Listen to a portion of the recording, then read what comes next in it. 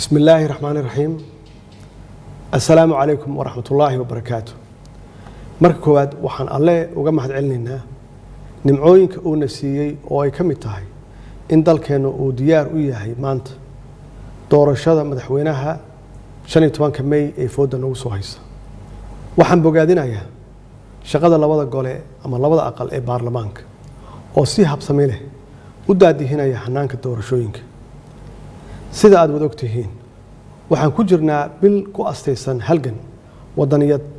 xornimo doon iyo dawlad dhis 15 May waa maalintii halgamayaashii SYL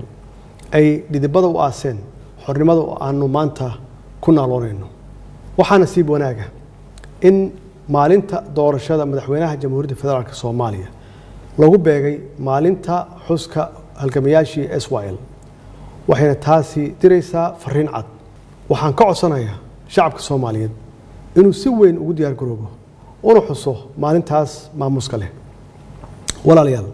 dalkeena maanta waxa uu u baahan yahay hoggaan aamin ah oo ilaaliya amaanada ummadda iyo hantida qaranka aaminsan kuna shaqeeya qarannimo oo ka fog qabyaaladda iyo qof jeclaysi danta guud ka hormariya midda gaarka ah oo heegan u ah hawlaha qaranka aaminsan midnimada dhuleed ee dalkeena iyo wadajirka ummadeed ee dadkeena ilaaliya madax banaanida dalkeena iyo qabka dadkeena oo ogol kaliya iskaashi ku dhisan wada shaqeyn iyo is-ixtiraam kala dhaxeeya caalamka intiisa kale xogaala oo awood u leh joogteynta isbedelada socda ee dalka ka hana qaaday 5 sano ee la soo dhaafay la jira shacabka oo dareemaya danaha iyo duruufaha bulshada daryeela danyarta iyo daljirka heeganka ku ah jiidaha hore ee difaaca qaranka ilaaliya xuquuqda golayaasha dawladda shaqaalaha iyo adeegayaasha qaranka haddaba anigoo ka duulaya baahida hogaamineed ee dalkayga iyo dadkayga tixgelinaya codsiga shacabka Soomaaliyeed ayaan waxaan go'aansaday inaan mar kale isu sharaxo xilka madaxweynaha jamhuuriyadda federaalka Soomaaliya si aan u sii socodsiino isbedelka ka socda dalka sidaas darteed waxaan halkaan aan ka soo jeedinayaa ama aan uga jeedinayaa laba baaq oo muhiim ah baaqa koowaad waxaan u dirayaa xildhibaanada sharafta leh ee labada aqal